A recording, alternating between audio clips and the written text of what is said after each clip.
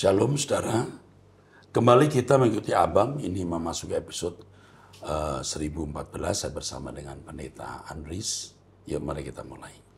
Baik Pak, dari wanita 26 tahun, single di Jakarta nih Jemaat GSKI Rehoboth. Halo Pak Eras, saya ingin bertanya lebih lanjut tentang cara memanage keuangan Tuhan dengan baik dan benar. Saya saat ini adalah pekerja swasta di perusahaan Jakarta, di mana karena orang tua sudah pensiun, jadi sekitar 50% pendapatan bulanan saya untuk membantu pengeluaran keluarga. Sekitar 5% untuk gereja dan setelah pengeluaran pribadi juga. Saya masih bisa mempunyai sisa uang yang saya simpan. Tetapi saya merasa tidak tenang akhir-akhir ini karena saya merasa saya harus melepaskan personal saving saya tersebut. Memang saya menyimpan didasarkan karena khawatir nanti masa depan kalau misal ada sesuatu, terus saya tidak ada uang tabungan bagaimana? Motivasi di balik saya menabung tersebut terasa tidak benar dan itu membuat saya jadi berpikir, apakah saya harus betul-betul memberikan saja semua gaji bulanan saya dan tidak menyisakan apapun. Tetapi saya juga berpikir, apakah justru itu tidak bijaksana dan bukan keputusan yang pintar untuk tidak mempunyai tabungan sama sekali. Namun motivasi di balik saya menabung tersebut terasa sangat salah karena seharusnya dengan Tuhan tidak perlu khawatir masa depan nantinya akan bagaimana dan hanya fokus ke saat ini. Saya telah tanya soal ini ke dalam doa ke Tuhan dan beberapa saat setelah itu muncul di TikTok saya video tentang orang membahas soal Matius 6 ayat 26 tentang kekhawatiran. Di situ saya langsung merasa itu petunjuk dan jawaban dari Tuhan. Tetapi saya memang orangnya overthinking dan masih suka ragu. Mohon bantuan dan pencerahannya Pak. Bagaimana sebaiknya saya mengatur keuangan saya ini dan apakah tidak apa-apa sebetulnya jika saya tidak usah menabung daripada menyimpan tapi didasarkan kekhawatiran dan untuk berjaga-jaga. Terima kasih, Tuhan Yesus memberkati. Yang pertama ini menyangkut soal persembahan untuk Tuhan, persepuluhan, walaupun tidak langsung terkait. Kamu memberi 5% untuk gereja. Saya tidak mengatakan salah, juga tidak mengatakan benar. Yang pertama, kita tuh perlu pimpinan Roh Kudus. Berapa persen untuk orang tua, berapa persen untuk gereja, berapa persen untuk kebutuhanmu sendiri. Makanya orang itu tidak bisa hidup tanpa pimpinan Roh Kudus. Itu satu. Jadi yang saya ajarkan selama ini adalah orang harus dipimpin Roh Kudus supaya setiap tindakannya tepat atau presisi. Dua, uang di tanganmu, di tangan siapapun, itu milik Tuhan. Jadi jika uang itu kamu gunakan, jika uang itu kamu simpan, itu juga milik Tuhan semua. Ya. Yang ketiga, bagaimanapun kita harus bertanggung jawab atas kebutuhan kita hari esok yang tidak tentu. Orang asuransi karena khawatir salah. Tapi orang tidak asuransi karena tidak bertanggung jawab salah. Jadi asuransi pun tidak salah kalau dengan sikap tanggung jawab. Kalau kau menyimpan uang, itu bukan suatu yang keliru. Memang itu bagian dari tanggung jawab. Bukan tidak mungkin suatu hari uang itu kau pakai untuk modal kerja. Kau pakai untuk orang tua lagi kebutuhan khusus. Dipakai untuk pekerjaan Tuhan, bisa saja. Nah, memang dasarnya tidak boleh khawatir. Tetapi soal kekhawatiran itu bukan hanya masalah uang.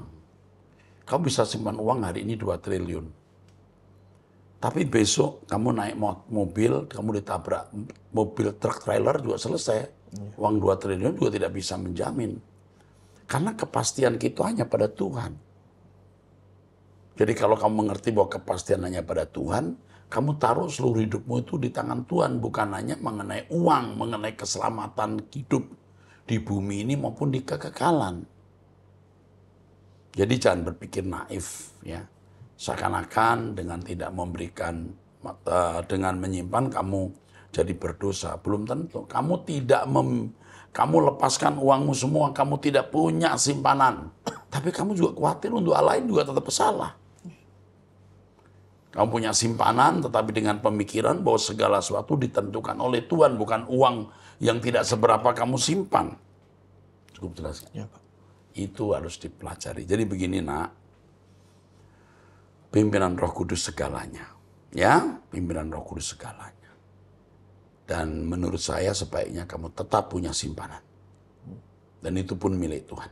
Bukan karena kamu khawatir, karena memang kamu harus bertanggung jawab. Oke, teruskan. Selanjutnya dari wanita usia 51 tahun, sudah menikah, memiliki 2 anak di Balikpapan. Shalom Bapak Rohaniku, Pak Erastus. Saya dulunya dari agama Islam dan ini sudah ketiga kalinya mengirimkan pertanyaan ke Abam. Sebelumnya saya mengucapkan banyak terima kasih atas jawaban yang Bapak berikan kepada saya. Saya betul-betul dibuat kagum oleh pengajaran Bapak dan hidup saya mengalami perubahan. Tiada hari tanpa mendengarkan khotbah Bapak. Saya sempat beberapa hari tidak mendengarkan khotbah Bapak dikarenakan saya pulang ke Jawa untuk libur lebaran di tempat orang tua dan keluarga. Saat itu saya merasa ada yang kurang dalam jiwa, seperti haus atau kurang siraman rohani dari Pak Eras. Tapi saya tetap ikut doa pagi. Dari satu gereja GSKI ya. Terus. Saya mau bertanya kepada Bapak, apakah saya berdosa Pak kalau saya masih ikut merayakan lebaran bersama keluarga seperti memberikan uang lebaran pada keponakan-keponakan, orang tua, terus masak untuk makan makanan bersama saudara-saudara? Saya jawab tidak. Tidak salah. Dari situlah kamu menunjukkan kasih kebersamaan. Ya. Kita orang Kristen ikut merayakan tahun baru Imlek, juga lebaran bersama-sama dengan mereka, tidak salah. Dan justru mestinya harus begitu. Ingat, kita harus cerdik seperti ular dan tulus seperti merpati. Teruskan. Pertanyaan yang kedua Pak. Apakah saya berdosa jika saya meninggalkan pertemuan atau ibadah komsel, komunitas sel yang saya yang lama? Karena saya merasa tidak puas dengan pengajarannya. Ya, mestinya kamu memang harus meninggalkan komsel itu. Karena akan mendistrak dan merusak pengertianmu tentang kebenaran. Kalau kamu sudah ikut suara kebenaran, yang lain harus kamu buang. Jadi tidak salah. Terus, tetapi kalau engkau digerakkan untuk hadir lagi, kamu jadi berkat. Kamu membagikan firman yang kamu terima dari truth.id, dari saya, supaya mereka juga diberkati. Makalah yang dipersiapkan oleh gereja tidak membawa saya mengalami perubahan. Karena orientasinya hanya pada pemenuhan kebutuhan jasmani dan tidak membawa kita pada pertobatan seperti yang Bapak ajarkan. Kami hanya sekedar kumpul saja sehingga saya jadi bosan. Pak Eras, di komunitas kami yang lama, ada 3 orang yang sangat senang dengan pengajaran Pak Eras. Salah satunya saya. Saya tahu teman yang lain tidak begitu suka dengan pengajaran Bapak. Jadi kami bertiga dibilang sok suci karena kami suka share khotbah Pak Eras dan ketika sharing kami suka bawa yang Bapak ajarkan. Puji Tuhan Pak Eras, saya orang yang pertama kali mengirim pesan ke Abam ingin ketemu bersalaman dengan Bapak dan itu sudah terwujud ketika Bapak datang ke Balikpapan. Pada saat itu saya dengan perjuangan minta izin sama suami sampai akhirnya diizinkan pergi. Tapi dengan syarat tidak boleh mengaminkan khotbah Bapak. Ketika mendengar itu, saya ketawa dalam hati saja. Di situ saya dapat berkat yang luar biasa, di mana Bapak setelah khotbah mengajak untuk sungguh-sungguh berubah. Lalu Pak Eras berdoa, siapa yang mau berubah dan saya termasuk salah satunya. Saat itu Pak Eras berdoa dan lewat di samping saya. Tangan Bapak pas di atas kepala saya. Saya terduduk dan menangis sejadi-jadinya. Saya merasakan urapan Bapak yang luar biasa. Sejak saat itu, saya komitmen pada Bapa di surga untuk sungguh-sungguh memperkarakan hidup saya sama Tuhan. Setiap buat kesalahan, saya minta ampun sama Tuhan. Dosa pikiran itu yang selalu muncul dalam pikiran saya, Pak. Makanya, saya setiap hari sambil bekerja di kantor selalu mendengarkan khotbah Pak Eras dan pakai earphone. Saya bersyukur dapat pengajaran dari Pak Eras yang mengubah pola pikir saya. Sekian Pak chat saya, mohon maaf jika kepanjangan. Ada banyak hal yang saya ingin tanyakan kepada Bapak, tapi saya sudah banyak dapat jawaban dari pertanyaan komunitas ABAM yang Bapak sampaikan. Tetap jaga kesehatan ya Pak. Kami memerlukan Bapak yang mengajar dan mengarahkan kami ke LB3. Mengajarkan 3D, diam, diam, dan diam. Gasak, gerakan satu kata. Memburu Tuhan, dan doa puasa. Kiranya Bapa di surga memberikan rahmat-Nya yang melimpah kepada Bapak dan keluarga, tim ABAM, serta orang-orang di sekeliling Pak Eras. Tuhan Yesus memberkati. Oke, luar biasa. Ini suaminya masih belum percaya pengajaran Truth ID. Berhubung ya di media sosial ada potongan video itu. Iya, Pak. Tapi ibu ini setia. Ibu akan membuktikan bahwa pengajaran yang ibu ikuti itu benar melalui nurani ibu. Jadi kalau orang memiliki Roh Kudus, dia pasti tahu roh apa yang ada pada saya. Kalau saya dipandang sesat atau salah, pertanyaannya roh apa yang ada pada kamu? Gitu. Tapi ibu sabar saja, tenang saja, dan buktikan kepada suami kalau ibu mengalami perubahan dan memiliki keagungan, martabat dan moral. Itu jawaban saya sudah cukup ya. Langsung saya jawab tadi. Teruskan. Selanjutnya dari wanita usia 50 tahun, memiliki status menikah tapi menggantung Pak. 3 anak, 1 laki-laki ikut dia, 2 anak perempuan sama ayahnya. Ini Hong Kong, Jemaat Online Truth ID. Oke. Saya sebelumnya bergereja Pentakosta, tapi semenjak dibaptis dan karena beberapa hal, pada 2020 awal saya memutuskan untuk bergereja online di truth.id. Tapi saya pun belum mendaftarkan diri di e-church karena saya pikir gampang nanti ketika saya kembali ke Indonesia kami berencana bertemu dengan Pak Eras dan Ibu Esther di Rehoboth Kelapa Gading. Saya mempunyai seorang sahabat, bahkan karena kami dekat, saya menganggapnya sebagai adik. Basically, sahabat saya ini seorang Muslim. Tetapi ketika saya mengambil keputusan untuk dibaptis 2019, sahabat saya ini ya, akhirnya memutuskan untuk ikut dibaptis dan menyatakan diri masuk Kristen. Wow. Seiring berjalannya waktu, dia pun mengakui perihal kepindahan agamanya kepada keluarga besarnya. Saya sadar betul bahwa keputusannya masuk Kristen dan bahkan dibaptis adalah tindakan yang tanpa didasari pengertian yang penuh tentang kekristenan. Melalui hal itu, saya akhirnya merasa bertanggung jawab atas pertumbuhan rohaninya karena sedikit kemungkinan dia pindah agama karena saya. Yang jadi masalah, Pak, saya kewalahan mengatasi karakter buruknya yang tidak jujur atau suka mengambil barang yang bukan haknya di tempat kerjanya. Bagaimana saya bisa tahu hal tersebut? Intinya saya tahu aja pokoknya. Terlebih di saat kami mengikuti SK Suara Kebenaran di truth.id dan kami bersama menyembah, memuji, menyanyi, saya merasakan ada sesuatu yang salah dalam dirinya yang membuat pujiannya terdengar ngambang di telinga saya. Saya sudah mencoba menasehati dia dengan cara yang tidak langsung. Tetapi saya tahu kalau dia paham maksud saya. Namun nasihat demi nasihat yang saya berikan sepertinya tidak mempan. Saya merasa ada kuasa gelap yang mencengkram kuat dalam dirinya. Iya. Terus? Terlebih jika saya melihat latar belakang hidupnya dan keluarganya yang jauh dari kata takut Tuhan. Sebelumnya pun kemungkinan dia bukan orang Muslim yang benar. Ya, ini orang yang tidak punya prinsip. Jadi yang penting dia untung. Yang penting dia bisa pindah agama atau apapun, yang penting dia mendapat keuntungan dan kesenangan di situ. Jadi tidak heran kalau ketika menjadi Kristen pun moralnya tidak berubah.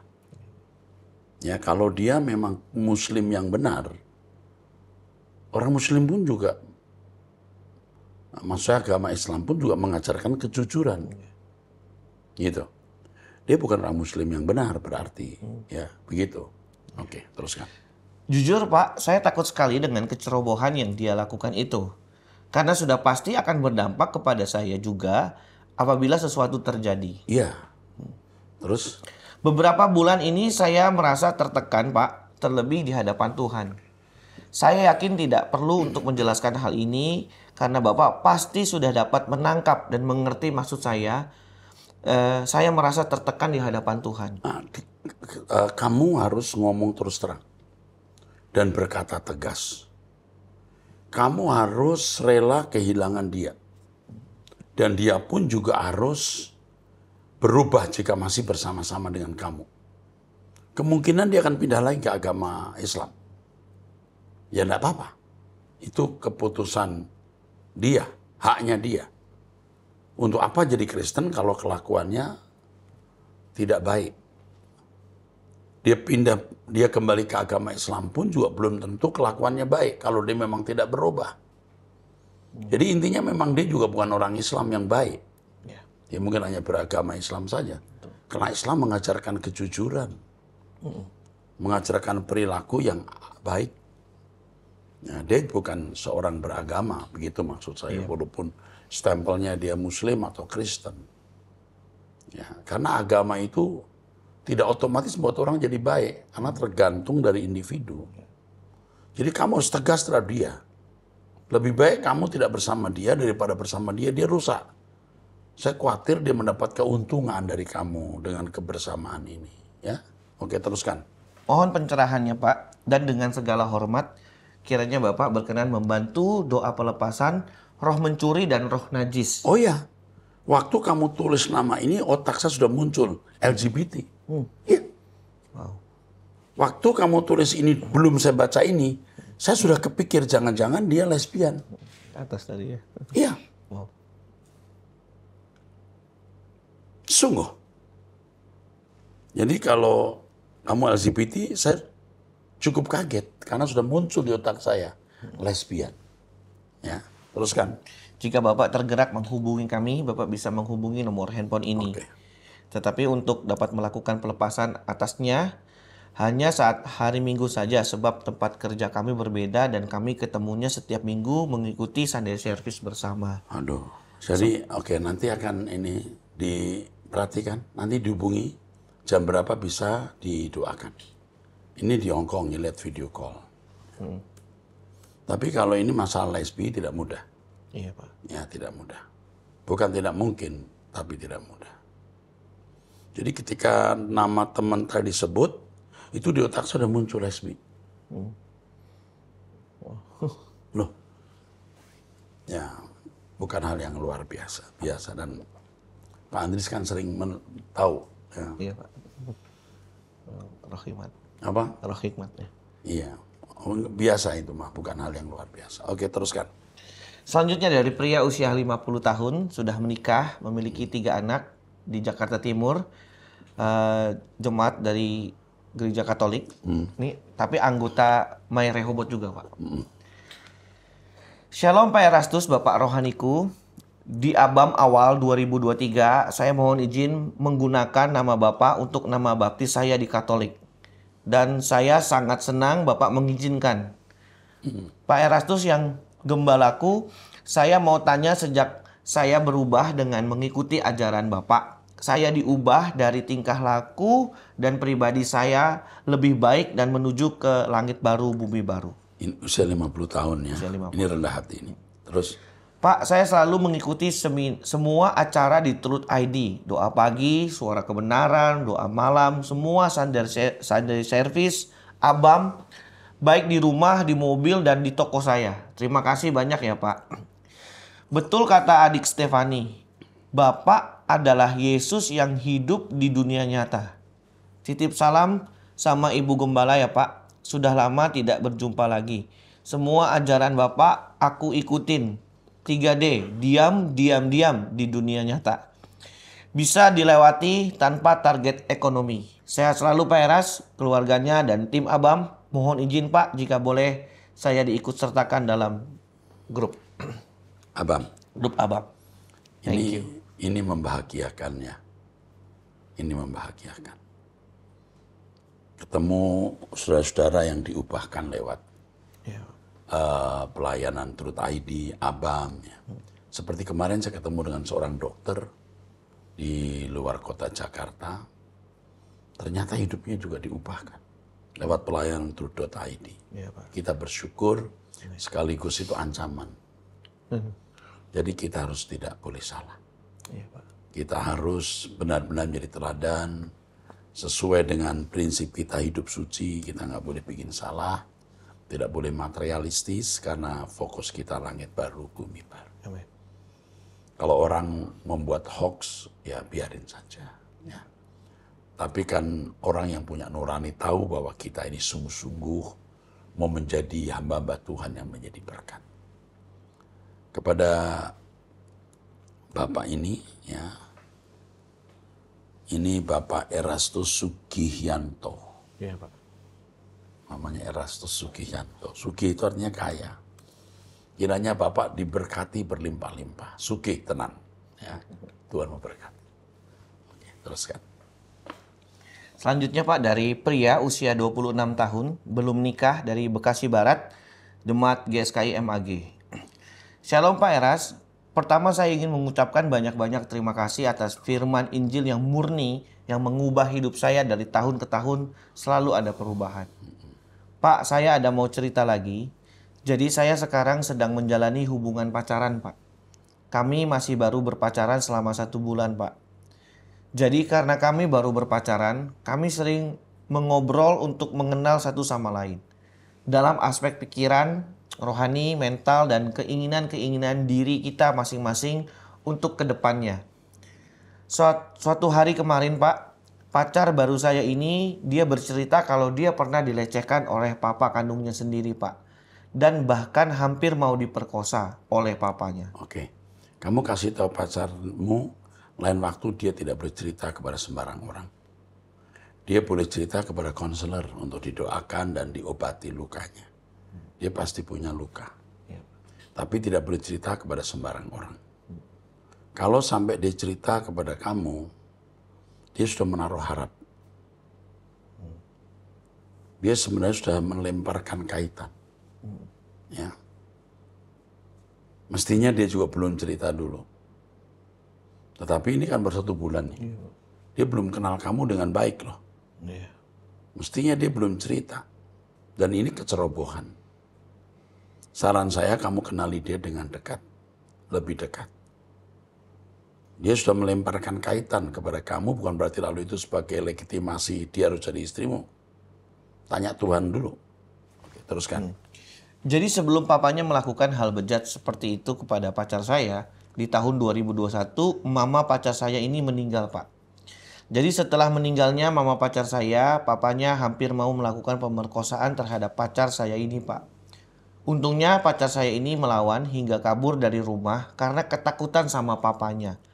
Akhirnya pacar saya kabur ke rumah saudara dari mamanya, Pak. Oke, yang saya tanyakan, apakah benar dia ini anak kandung atau bukan anak kandung? Betul. Itu, ya? Ngerti maksudnya? Iya, Pak. Bisa anak kandung, bisa anak pungut, gitu. Betul. Ya, bisa anak angkat, gitu. Teruskan. Setelah dari kejadian tersebut, pacar saya ini selalu menyendiri dan menyakiti dirinya sendiri. Nah, ini yang tadi saya katakan luka. Saya kita belum baca sampai di kalimat ini. Terus, Karena dia selalu merasa kalau dia ini tidak punya siapa-siapa. Karena saudara-saudaranya juga tidak ada yang peduli sama dia. Bahkan adik-adiknya sendiri juga tidak peduli, Pak. ini sakit. Wanita ini sakit. Dia harus dikonseling, dia harus didampingi. Kalau dia tidak keberatan, kami akan mendampingi dia, ya, mendampingi dengan seorang konselor. Ya. Kalau tidak, ini bahaya. Benar-benar bahaya. Wanita ini dalam kondisi yang bisa termasuk kritis. Terus, Dia sangat menyayangi mamanya karena semasa mamanya masih hidup, hanya mamanya yang sangat sayang dan peduli sama dia. Tetapi karena mamanya sudah meninggal, dia merasa sudah tidak punya siapa-siapa, apalagi kalau dia ingat kejadian papanya yang berusaha ingin memperkosa dia. Dia selalu ingin bunuh diri dan mengakhiri hidupnya. ya kan? Kita belum baca sama di kalimat ini. Ya, Saya sudah berkata, ini kondisinya kritis.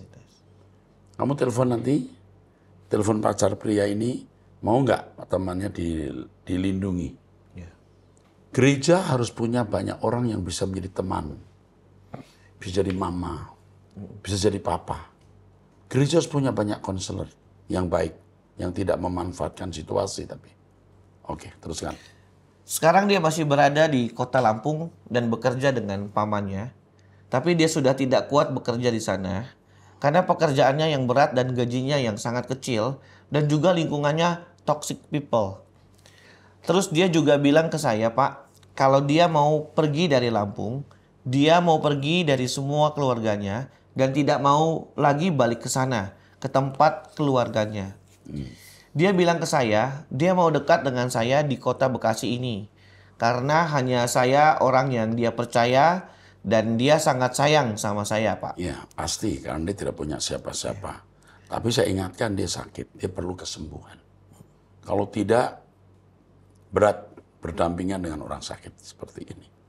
Terus, Bagi dia, saya seperti mamanya yang benar-benar sangat peduli, support, dan sayang sama dia, Pak.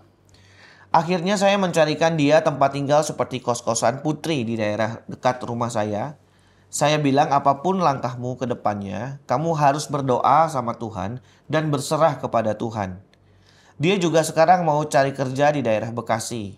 Saya juga sedang berusaha mencarikan pekerjaan buat dia. Pak, maaf sebelumnya, apakah saya boleh minta bantuan untuk mendapatkan lowongan pekerjaan untuk dia? terus, Dia juga bercerita sama saya, Pak, kalau dia sudah 1 tahun lebih tidak bergereja dikarenakan kecewa sama Tuhan atas mamanya yang meninggal dan dipanggil oleh Tuhan. ya dia memang kritis. Kalau sudah kecewa kepada Tuhan ini berat. Terus, Saya bilang ke dia, Pak, mama kamu itu orang baik. Tuhan sayang sama mama kamu. Kita nggak bisa melawan Tuhan atau kecewa sama Tuhan. Apa yang Tuhan lakukan untuk kita itu semua ada maksud baik untuk kita. Dan Tuhan tidak akan mungkin memberikan cobaan, masalah yang melebihi batas diri kita. Tapi penderitaan yang kita alami itu membuat kita jadi lebih dewasa dan bijak dalam menjalankan hidup.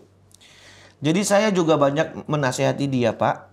Karena saya juga banyak belajar dari Pak Eras yang setiap hari saya dengarkan khotbah Bapak mau acara apapun di Truth ID. Saya dengerin karena saya sadar cuma khotbah ini saja yang saya butuhkan untuk jiwa saya dan tidak ada yang lain. Jadi Pak Eras, sekali lagi saya ucapkan banyak-banyak terima kasih kepada Bapak yang sudah mendengarkan cerita yang sangat panjang ini. Mohon maaf Pak jika ada kata-kata yang salah dan terlalu panjang ceritanya Pak. Nanti pacar saya jika sudah di sini, saya mau ajak ke tempat GSKI Rehoboth Mall Arta Gading supaya dia bisa mendengarkan Injil kebenaran yang murni Pak. Terima kasih Tuhan Yesus memberkati. Oke. Ini pria ditelepon, kita selamatkan pacarnya, ya. Tidak harus menjadi istri dia, Ya. tapi kalau bisa menyelamatkan jiwa itu luar biasa indahnya. Satu jiwa itu mahal, ya.